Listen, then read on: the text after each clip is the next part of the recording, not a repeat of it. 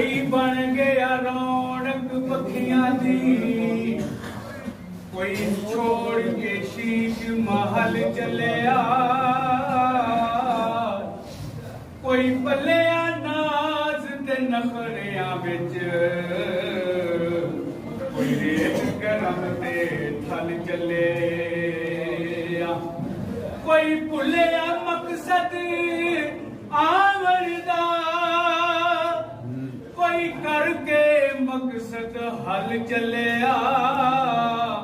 इत्थे हर कोई यार मुसाफर वे, कोई अज चलिया ते कोई कल चले।